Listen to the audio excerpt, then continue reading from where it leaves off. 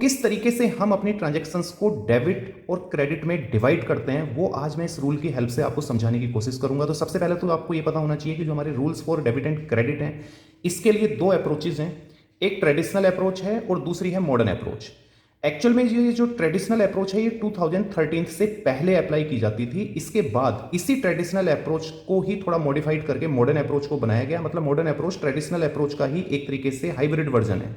तो अब जो हम अप्रोच अप्लाई करते हैं या फॉलो करते हैं वो मॉडर्न अप्रोच है। तो मॉडर्न अप्रोच के हिसाब से जो हमारे दुनिया के अकाउंट्स हैं जिनको हम डेबिट और क्रेडिट में डिवाइड करते हैं उनकी कैटेगरी 5 है। मतलब मॉडर्न अप्रोच के हिसाब से हमारे अकाउंट को 5 कैटेगरी में डिवाइड किया गया है मॉडर्न अप्रोच के हिसाब से। अगर वहीं हम ट्रेडिशनल अप्रोच की बात करें तो हमारे अकाउंट्स को 3 पार्ट में डिवाइड किया जाता था। एक पर्सनल अकाउंट हुआ करता था, एक रियल अकाउंट, एक नॉमिनल अकाउंट।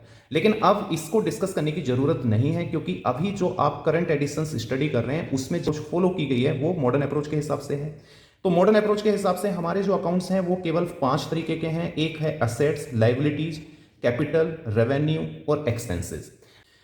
अब हमें यह पता होना चाहिए कि असेट्स को कब हम डेबिट की तरफ लिखते हैं और किस कंडीशंस में क्रेडिट की तरफ लिखते हैं। तो बहुत सिंपल तरीके से मैं आपको बता दूं कि जब भी हमारी असेट्स इंक्रीज करती है तो उसको डेबिट की तरफ लिखा जाता है। उसी तरीके से अगर बिजनेस में कोई भी एक्सपेंसेस और लॉसेस अगर इंक्रीज होता है या इंट्रोड्यूस होता है तो उसको भी हम डेबिट की तरफ लिखते हैं। वहीं अगर लाइबिलिटी इंक्रीज होती है तो क्रेडिट, कैपिटल इंक्रीज होती है तो क्रेडिट, रेवेन्यू इंक्रीज होता है तो क्रेडिट। इसका अपोजिट, अगर असेट्स डिक्रीज करती है तो उसको हम क्रेडिट की तरफ लिखेंगे। लाइबिलिटी अगर डिक्रीज करती है तो डेबिट की तरफ लिखा जाएगा। कैपिटल डिक्रीज करेगी बिजनेस में तो उसको भी डेबिट की तरफ लिखेंगे। और रेवेन्यू अगर डिक्रीज करेगा तो उसको भी डेबिट की तरफ लिखेंगे। तो फाइनली हम इस तरीके से बोल सकते हैं कि when assets increase comes in debit, decrease comes in credit. Liability when increase comes in credit and decrease debit. उसी तरीके से capital increase credit, decrease debit, revenue increase credit, decrease debit, और एक्सपेंसेस लॉसेस इंक्रीज डेबिट और decrease तो आ गया credit में। अब सबसे जरूरी यह है कि सर हमें यह बताओ कि हम कैसे पहचानेंगे कि ये असेट्स है, ये लाइबिलिटी है, ये कैपिटल है, ये रेवेन्यू है या ये एक्सपेंसेस एंड लॉसेस है। जब तक आप इनको आइडेंटिफाई नहीं कर पाएंगे तब तक आप ये रूल भी अप्लाई नहीं कर पाएंगे। तो मैं बड़ा सिंपल तरीके से आपको बता दूं, अगर हम बात करें यहां पर असेट्स की तो असेट्स में क्या क्या आता है। असेट्स बेसिकली एक तरीके की प्रॉपर्टी है बिजनेस की। जो भी चीजें बिजनेस ने खुद से अर्न की हैं, खुद से कमाई हैं, वो सब बिजनेस की असेट्स हैं। जैसे इसके अंदर आता है land and building, plant and machinery, उसके अलावा फर्नीचर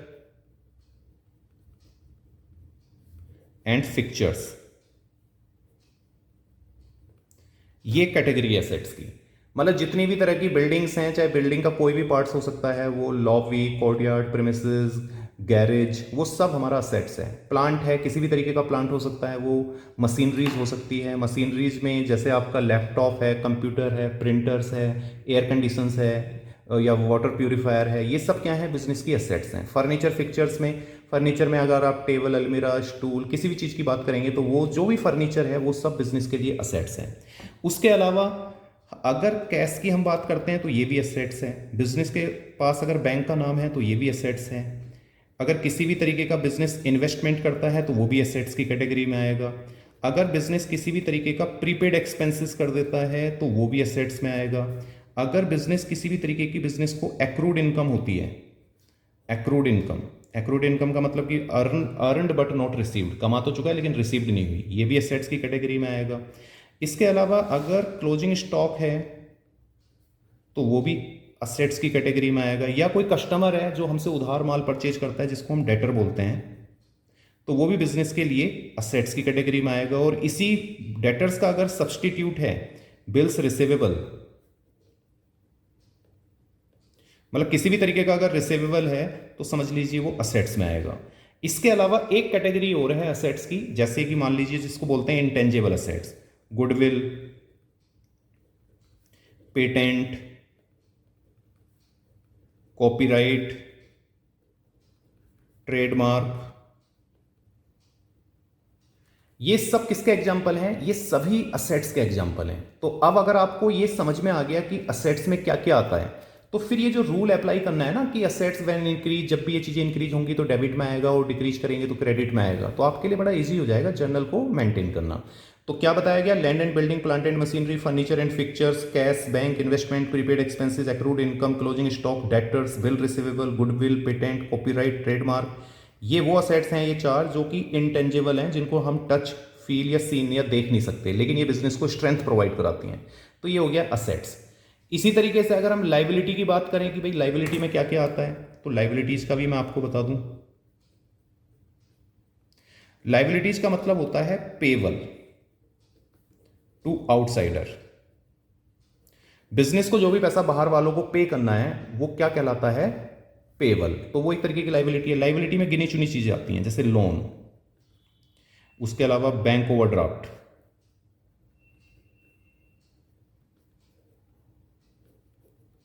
इसके अलावा आउटस्टैंडिंग एक्सपेंसेस,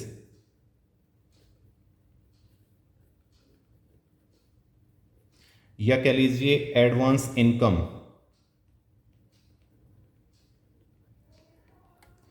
इसके अलावा आ सकता है क्रेडिटर। ये वो कस्टमर, ये वो सप्लायर है जिससे बिजनेस उधार परचेज करता है, मतलब बिजनेस को इसको पैसा देना है, पेबल। या इसी क्रेडिटर का सब्सटीट्यूट होता है बिल्स पेबल।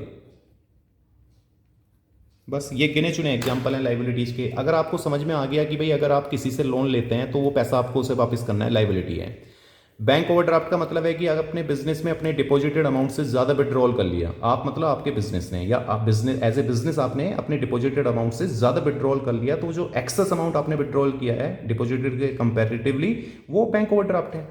आउटस्टैंडिंग एक्सपेंसेस, खर्चा हो चुका, लॉस इनकर्ड मतलब हो चुका लेकिन आपने पे नहीं किया उसको, तो वो भी एक तरीके की लाइबिलिटी है। एडवांस इनकम, काम किया नहीं, पैसा पहले ही लेके बैठे हुए हैं, वो भी एक तरीके की लाइबिलिटी है। क्रेडिटर, किसी से उधार माल खरीदा तो भाई पैसा देना पड़ेगा, लाइबिलिटी है। बिल्स पेबल, आपने प्रोमिसरी नोट एक साइन कर दिया कहीं पे कि इस क्रेडिटर को प्रॉमिस कर दिया कि आपको मैं आपका पैसा 15 दिन के अंदर या 20 डेज के अंदर किसी भी कंडीशन में शर्तिया वापस कर दूंगा, तो वो जो प्रोमिसरी नोट्स है वो एक तरीके का बिल्स पेबल है, तो ये भी लाइबिलिटी है। तो अब आपको समझ में आ जाना चाहिए कि अगर बिजनेस में कभी भी लाइबिलिटी इंक्रीज करती है तो लाइबिलिटी हमेशा क्रेडिट साइड में आती है। लाइबिलिटीज के बाद अगर हम कैपिटल की बात करें तो कैपिटल भी एक तरीके की लाइबिलिटी है जो कि इंटरनल लाइबिलिटी है, क्योंकि ये वो पैसा है, ये पेबल होता है ओनर को बिजनेस की तरफ से। ओनर जो भी पैसा, गुड्स या थिंग्स इन्वेस्ट करता है अपने बिजनेस में, वो बिजनेस के लिए एक तरीके की लाइबिलिटी होती है इंटरनल, क्योंकि वो ओनर का पैसा है ना कि बिजनेस का। तो इसीलिए कैपिटल हमेशा जब भी बिजनेस में इंक्रीज करेगा तो क्रेडिट की तरफ आएगा। इसी के बाद आ गया रेवेन्यू। रेवेन्यू में हमारी तीन चीजें आती हैं, सेल, इनकम, गेन। अगर किसी भी तरीके का फायदा बिजनेस को होता है और वो इंक्रीज करता है बिजनेस में, तो समझ लीजिए कि उसको आप क्रेडिट की तरफ लिखेंगे। और किसी भी तरीके का अगर बिजनेस को फायदे में कमी आती है, मान लो उसका जो इनकम थी वो कम हो रही है किसी भी रीजन से, तो वो हमेशा आप क्रेडिट की तरफ लिखेंगे। और सेल जो है, सेल भी अपने आप में एक तरीके का रेवेन्यू है, तो जब भी आप बिजनेस में सेल करेंगे तो वो क्रेडिट में लिखेंगे। इसी तरीके से एक्सपेंसेस एंड लॉसेस, ये जब भी बिजनेस में इंक्रीज करेंगे तो इनको आप डेबिट की तरफ लिखेंगे, और जब भी ये डिक्रीज करेंगे तो इनको क्रेडिट की तरफ लिखेंगे। जैसे stationery expenses, salary paid, commission paid, electricity charges paid, depreciation, तो ये सब क्या है? या तो एक्सपेंसेस हैं या लॉसेज हैं। तो इन सब का नाम हम डेबिट की तरफ रिकॉर्ड करते हैं। कहां पे रिकॉर्ड करते हैं? डेबिट की तरफ।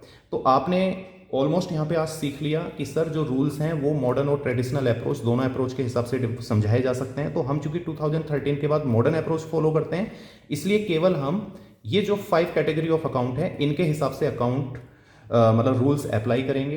Assets, liability, capital, revenue, expenses and losses. Assets जो है आपको ऑलरेडी मैंने बता दिया है डिटेल में जाके कि असेट्स में क्या क्या आता है, इनके बाहर कुछ नहीं आता नॉर्मली, यही सब चीज़ें जो हैं असेट्स के अंदर आती हैं।